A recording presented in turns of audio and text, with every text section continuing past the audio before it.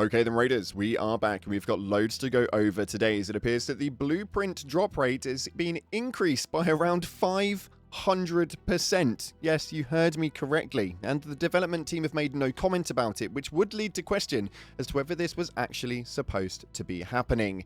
We've also got to take a look into a small hotfix that they have pushed out with regards to the expedition projects, and we've got a brand new skin via a crossover for the first time inside of Arc Raiders that we've got to show you faces. With that being said, we're going to dive over everything today. If you haven't already, smash that beautiful like button and subscribe with post notifications turned on. It'd be greatly appreciated. Make sure you check out our incredible sponsor, Instant Gaming, a platform where you can get your video games cheaper for PC and console, the best deals, offers, promotions, and discounts. Running up 70% off on old and new games alike via the link in the description. And if you want to get a copy of Arc Raiders for free, or if you want the Raider tokens because you've already got the game, then it's very simple. Head down to the comments and put in any coloured love heart you like. We'll be announcing the winner to that one via the pinned comments of tomorrow's video and also in the Discord's giveaway section. Links in the description if you want to follow that one so you make sure you can see if you win. That being said, let's dive into the game and see what's happening right now inside of Arc Raiders. So starting off, we've got to talk about the obvious elephant in the room, and it is blueprints. We obviously knew that there was a bit of an increase in the drop rate via Stellar Montis, and that was obviously a really, really good thing, although it appears that somebody may have put too many digits in for the rest of the map. Because right now, as of this video, it states right here that there is a 512% drop rate increase for blueprints alone. And I would question this one, but I've been playing for around 6 hours today, and it appears that over 30 to 40 new blueprints inside of the game kind of implies that this may well actually be right. Take a look at this.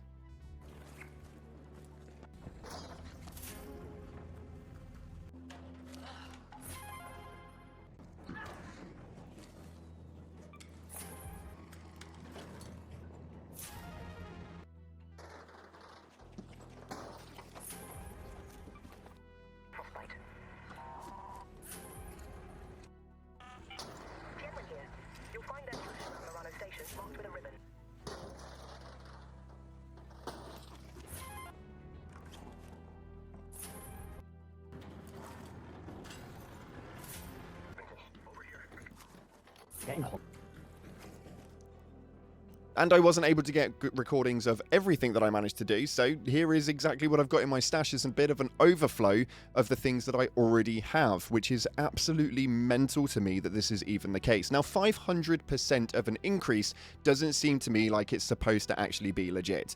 If you have got the availability to play over the next day, then I really would try and dive into the game and do as much as you can over the next day or so. It doesn't seem to me that this really makes much sense in terms of a legitimate increase. And with nobody from Embark Studios actually making comment on it, it's almost like they don't want to draw too much attention to it so that they can rectify it as quick as possible. If I'm completely honest, with the patch being earlier on this morning, I'm kind of surprised that it's not already fixed already. But you can find these things absolutely everywhere, whether it's breach and searching or just searching lockers, boxes, and holes. You can find this stuff in any bloody location, and it doesn't even matter what map you are on. Yes, right now, Stellar Montis is absolutely crazy, and if you really want to get hold of that Aphelion blueprint, then now is the time to go and do it, because it's almost guaranteed that you will get it straight away. It's extremely wild to me, but I want to know how you guys have been figuring this one out earlier in the day, so make sure you hit the comment section and let me know exactly how many blueprints you've managed to obtain since the latest Cold Snap patch update. I would recommend going into the Cold Snap weather conditions. It seems to be dropping significantly on that one as well. Not only that, but it's actually really, really enjoyable. I really thought this was a great patch update. I think, though, what we do need is the blueprints to be reduced at least a tad so that they become a little bit more rare again. I don't want them so I can only get one per week, but if we could get a couple a day, then I think that that would probably be a happy medium. Moving on from that, though, it's not the only issue they've had inside of the game, as Embark Osin has put up this post right here earlier on this afternoon, that we noticed an issue where the expedition project was not acting correctly for a small number of players. We just pushed a fix to mitigate it. No restart required. And also, they were aware of the connection issues and the team had been investigating it, but the disruption had been addressed and it should all now be back to normal levels.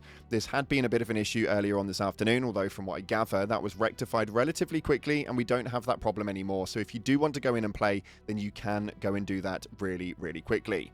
On top of that, we've also got a new crossover event with the finals. Yeah, I know, 2 Embark games that have been relatively successful in their own fields are now collaborating in for a skin. win, where if you go over to the finals, download the game completely for free, and play 3 matches, you will be able to obtain this awesome thing right here. And this is the Rider outfit, and it is in red with a beautiful backpack and a charm inside of Arc Raiders. If you've never played the finals before, it is relatively fun, and even if you don't particularly like it, just go in and play the 3 games and you'll be able to obtain a free skin in the game that you really do enjoy. It's actually extremely simple, and it's, for me personally, a really nice crossover for Embark to be able to make it so that both of their games are getting a little bit of love this Christmas season. Next up, we got to talk about this new patch update. I personally think this is probably the best thing to happen to the game, and it's not very often we find development studios that can genuinely patch their game in terms of updates and do it successfully without any real problems. And if they are problems, well, they're never normally within our favor. Yeah, I know. I was wilding out when I managed to get 3 or 4 blueprints in one single run. I just can't stop talking about it. It's absolutely blown my brains out. But I want to know what you guys are thinking of this recent patch update, and whether you're enjoying the brand new Cold Snap and Flicker and Flame Festival. That is a mouthful, that's for sure. But if you are enjoying it, do let me know the favorite parts that you've had inside of the comment section below and the experiences that you have witnessed. Talking about your comment sections though, we have got a lot to go over, as the top comments from the previous video have been running rampant, as you guys blew up the previous video where we went over the biggest update yet, with new loot, the new event, and so much more. This first one right here states that my first Cold Snap game, I threw a snowball at a raider and died of Frostbite 10 out of 10 experience. Now, the actual Cold Snap update itself with the Cold Snap experience is absolutely phenomenal. Yes, you will get very, very cold very, very quickly, so make sure that you do not stray away from buildings all too much. But for me personally, I've not had this much fun in a game for a very, very long time, and I actually think that they have hammered this one out of the park. I think personally that if they do more stuff like this, it would be absolutely incredible. As far as the Cold Snap event itself though, people are now wondering whether it's actually going to stay in the game after the update is finished and we move into the January season. Let me know what you guys are thinking via the comment section with that one, but I do think that this may be only for the winter period. I'd be very surprised if we have this one past this time of year. Moving on to the next one, it states, I just ran 1 raid in Stellar. I immediately got a blueprint and immediately got obliterated by the shredder while waiting on the train. The patch notes seem to be spot on so far.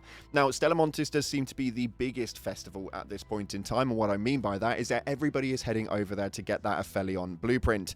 Now, unfortunately, that also means that everybody is shooting absolutely every doorway that they possibly can, because the blueprints rates are so high as well, meaning that everyone just wants to get as many blueprints every single round as they possibly can, and they are going at any risk to be able to try and get it. Apparently, that also stands in for the shredder as well, as they seem to be doing a few bits with players too. And finally, this one states right here, the shredder is a nightmare. I think they should add it to Blue Gate and Spaceport. Now, out of all of the actual mission locations, I think that Spaceport and Blue Gate may actually be the better ones to put it in. It may well work in Dam, but I don't actually know how that one would all operate all that well. I think that it would be extremely fun. Buried City, on the other hand, I don't think I'd want to see a shredder inside a Buried City. That one is difficult enough with all of the players that are all running into the PvP segment of things all too heavily. If we added shredders into that, my lord, the open space would absolutely run us rampant. That's unfortunately all we got time for today from your top comments. If you want to feature in the next video, then all you have to do is head down to the comment section and put something relevant, and we will pick the top 3 from this video into the next one for tomorrow. So make sure you head down to that comment section right now. Thanks again for watching, guys. That's unfortunately all we've got time for today. If you haven't already, like, subscribe, and as always, I'll see you in the clouds.